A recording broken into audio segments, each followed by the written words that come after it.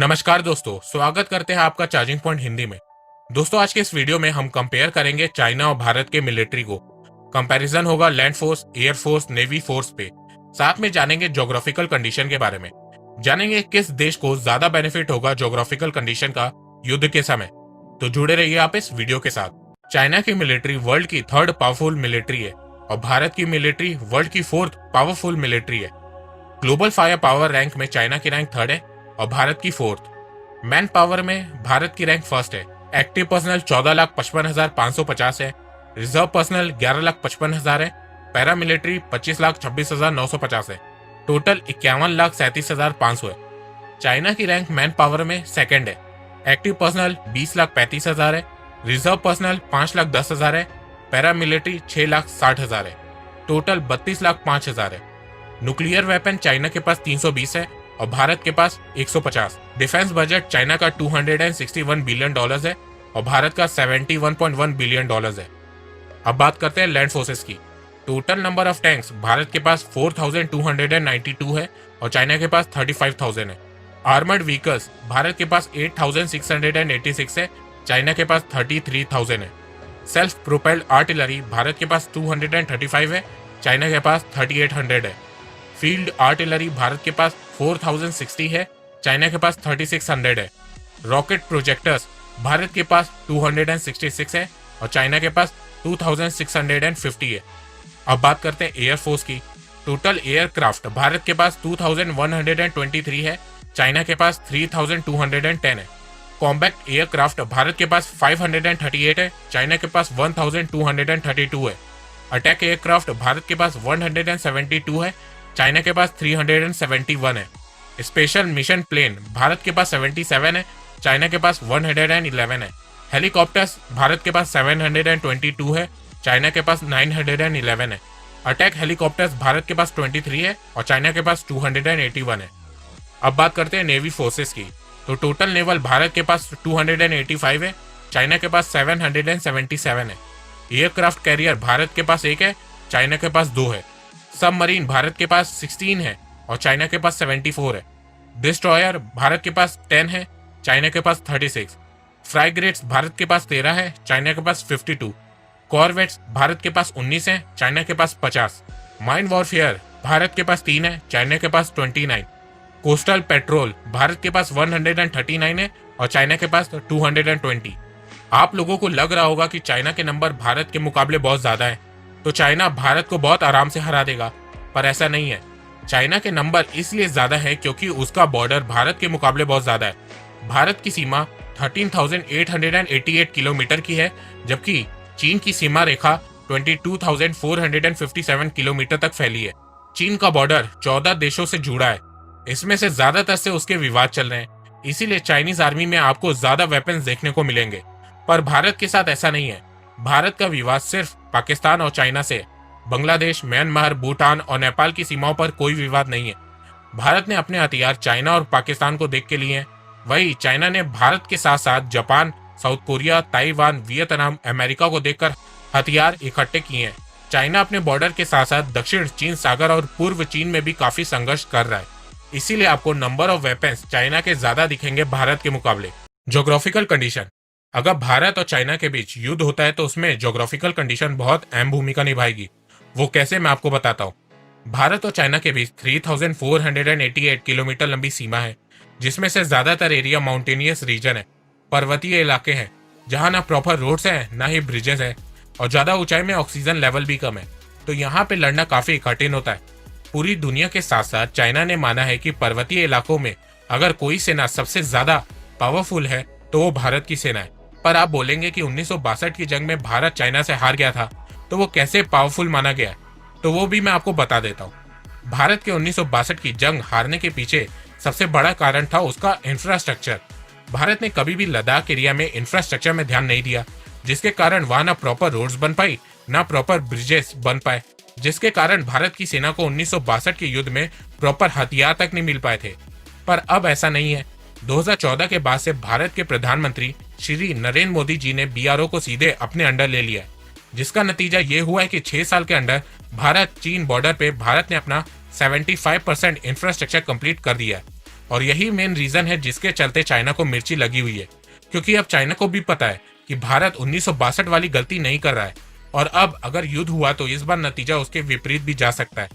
वैसे मैं आपको बता दूं कि 1962 के बाद भारत ने 1967 में चाइना को मुंह तोड़ जवाब भी दिया था और उसके बाद 1999 में कारगिल युद्ध में भारत ने पाकिस्तान को हराया था और उसी के बाद से भारतीय सेना को पर्वतीय इलाके में सबसे शक्तिशाली सेना माना गया है। तो अगर चाइना पर्वतीय इलाके से अपनी सेना भेजेगा तो वहां उनके स्वागत के लिए इस बार भारत की सेना मौजूद रहेगी। इसके अलावा चीन के मुकाबले भारतीय सेना के पास युद्ध का अनुभव बहुत ज्यादा है।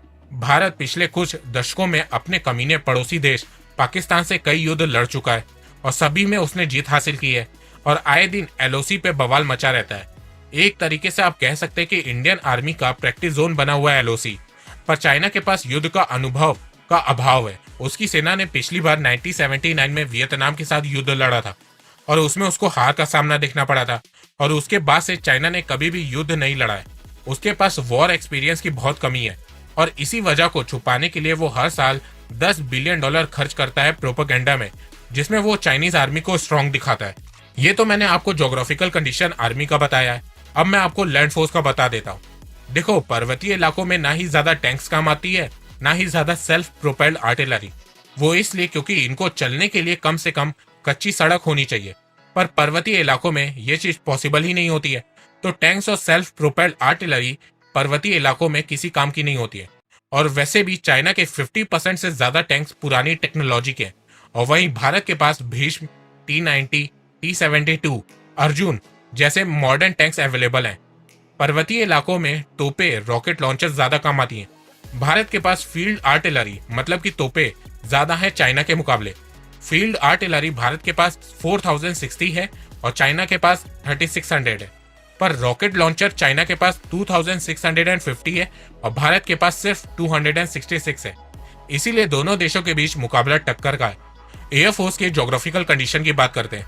Harvard Kennedy school, बेल्फर centre for science and international affairs के मुताबिक युद्ध के दौरान भारतीय एयरफोर्स चीन से ज्यादा बेहतर है। वो कैसे, मैं आपको बताता हूँ और अगर आपको डिटेल से जानना है तो इस रिपोर्ट की लिंक डिस्क्रिप्शन में आप चेक कर सकते हैं। भारत के पास भले ही नंबर्स में चाइना के मुकाबले कम एयरक्राफ्ट हैं, पर ज्योग्राफिकल कंडीशन वाइज भारत के पास चाइना से बेहतर एयरक्राफ्ट है।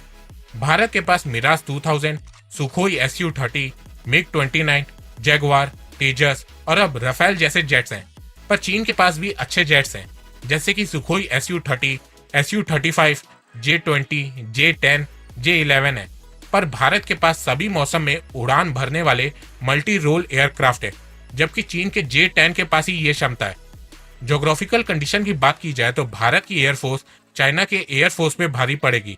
वो इसलिए क्योंकि भारत के पास चीन सीमा से सटे कई एयरबेस है जहां से लड़ाकू विमान उड़ान भर सकते हैं, पर चीन के एयरबेस तिब्बत और शिनचियांग प्रांत में है, जो कि अधिक ऊंचाई पर है और मुश्किल ज्योग्राफिक कंडीशन, पहाड़ और मौसम की वजह से चाइनीज फाइटर जेट आधे पेलोड और इंजन के साथ ही उड़ान भर सकते हैं। क्योंकि एयरक्राफ्ट में जेट इंजन लगा रहता है और जेट इंजन को उड़ने के लिए ऑक्सीजन की जरूरत होती है और ज्यादा ऊंचाई में ऑक्सीजन लेवल वैसे भी कम होता है। चीन का एयरबेस वैसे भी काफी ऊंचाई पर है और अगर उस ऊंचाई से भी जेट्स को उड़ना होगा तो उसे कम से कम हाफ पेलोड और हाफ इंजन के साथ ही उड़ना पड़ेगा। तो इसी कारण की वजह से चाइना अपनी फुल कैपेबिलिटी से भारत पर अटैक नहीं कर सकता है। वहीं भारत ने अपने बेस सीमा के नजदीक बनाए हैं जहां पहाड़ी इलाके नहीं है और वो आराम से उड़ान भर सकते हैं अपने फुल कैपेबिलिटी और कैपेसिटी के साथ। आप इस वीडियो में देख सकते हैं कि इंडो चाइना बॉर्डर से सिर्फ 30 किलोमीटर की दूरी पे भारत ने C-70 जैसे भारी एयरक्राफ्ट को आराम से लैंड करा दिया, पर चाइना के बॉर्डर की तरफ आपको ऐसा देखने को नहीं मिलेगा। हेलीकॉप्टर्स की बात करें तो क्वांटिटी वाइज चाइना आगे है। चाइना के पास 911 हेलीकॉप्टर है और भारत के पास 722, पर भारत के पास चिनूक और Mi-70 V5 जैसे हेलीकॉप्टर्स है और इनके जरिए भारतीय सेना को हथियार आसानी से मुहैया कराया जा सकता है और भारतीय सेना अपनी टुकड़ियों को दुर्गम और ऊंचे इलाकों में जल्दी पहुंचा सकती है। ये हेलीकॉप्टर बहुत तेजी से उड़ान भरने में सक्षम है। यही वजह है कि ये बेहद घनी पहाड़ियों में भी सफलतापूर्वक काम कर सकते हैं, पर चाइना के पास ऐसा कोई हेलीकॉप्टर नहीं है। वहीं अटैक हेलीकॉप्टर में भारत के पास Mi-24 और अपाचे जैसे हेलीकॉप्टर हैं, जो कि वर्ल्ड फेमस है। वो इसलिए क्योंकि इन हेलीकॉप्टर्स को बहुत सी जंगों में इस्तेमाल किया जा चुका है और पूरी दुनिया ने इनकी काबिलियत देखी है। तो भले ही चाइनीज एयरफोर्स की गिनती भारत से ज्यादा है, पर टेक्नोलॉजी वाइज देखे तो भारत की एयरफोर्स चाइना से बेहतर है। चाइना के पास भले ही ज्यादा एयरक्राफ्ट है, पर ज्योग्राफिकल कंडीशन के चलते इंडियन एयरफोर्स चाइनीज एयरफोर्स से बेहतर स्थिति में है। अब बात करते हैं नेवी फोर्सेस की। तो चाइना की नेवी फोर्स भारत से ज्यादा स्ट्रांग है, पर चाइना चाह के भी भारत पे अपनी फुल पावर से नेवी अटैक नहीं कर सकता है, क्योंकि उसके लिए चाइना को अपनी नेवी को साउथ चाइना सी और ईस्ट चाइना सी से हटाना होगा। और अगर चाइना ऐसा करता है तो वो south Korea, Japan, Vietnam, Taiwan को मौका दे देगा इन जगह पे कब्जा करने के लिए। चीन को पूर्वी समुद्री सीमा पर बहुत अधिक खतरा है। इस वजह से वो भारत के खिलाफ अपने संसाधनों को पूरी तरह से इस्तेमाल नहीं कर सकता है, जबकि भारत की समुद्र सीमा पूरी तरह से सुरक्षित है। इंडियन ओशियन में ऐसा कोई भी देश नहीं है जो कि भारत से टक्कर ले सके, और चाइना चाह के भी इंडियन ओशियन में लड़ाई नहीं कर सकता है, क्योंकि उसका सारा एक्सपोर्ट इंडियन ओशियन के थ्रू ही जाता है। चाइना को अगर अफ्रीकन देशों में, मिडिल ईस्ट, यूरोप, अमेरिका में अपना सामान बेचना है तो उसके लिए हिंद महासागर को पार करना ही पड़ेगा। और हिंद महासागर में अगर आपने भारत से लड़ाई करी तो समझो आपका बिजनेस चौपट। और ये बात चाइना भी जानता है, इसीलिए वो वन बेल्ट वन रोड पे ज्यादा ध्यान दे रहा है कि फ्यूचर में अगर हिंद महासागर में लड़ाई हो तो उसका इम्पैक्ट चाइना के बिजनेस में ना पड़े। तो इस चीज को काउंटर करने के लिए भारत ने अमेरिका और ऑस्ट्रेलिया के साथ लॉजिस्टिक डिफेंस डील साइन कर ली है, जिससे भारत की नेवी फोर्सेस इन दोनों देशों के पोर्ट को यूज कर सकती है, और साथ में दोनों देशों की नेवी फोर्सेस भारत के पोर्ट को यूज कर सकती है। और फ्यूचर में भारत जापान के साथ भी ये लॉजिस्टिक डिफेंस डील साइन करेगा। एक कड़वी सच्चाई ये है, इन दोनों देशों की अर्थव्यवस्था पर ही विश्व की अर्थव्यवस्था टिकी हुई है। इसीलिए विश्व के अन्य विकसित देश इन दोनों देशों के बीच युद्ध की किसी भी संभावना को खत्म करने में कोई कसर नहीं छोड़ेंगे, जो कि विश्व में शांति और विकास के लिए सबसे जरूरी है। पर अगर इन दोनों देशों के बीच युद्ध होता है तो ग्लोबल फायर पावर की रिपोर्ट के अनुसार दोनों देशों को भारी नुकसान उठाना पड़ेगा। ग्लोबल फायर पावर दुनिया के 100 से ज्यादा देशों की शक्तियों पर नजर रखती है। ग्लोबल फायर पावर के मुताबिक चीन और भारत की सैन्य शक्तियां दुनिया में तीसरे और चौथे स्थान पर है। ऐसे में जानकारों का मानना है कि चीन चाहकर भी भारत पर हमले के बारे में नहीं सोच सकता है। अगर चीन कोई कदम उठाता है तो भारत की अपेक्षा चीन को ज्यादा नुकसान उठाना पड़ेगा और इस युद्ध का कोई नतीजा नहीं आएगा।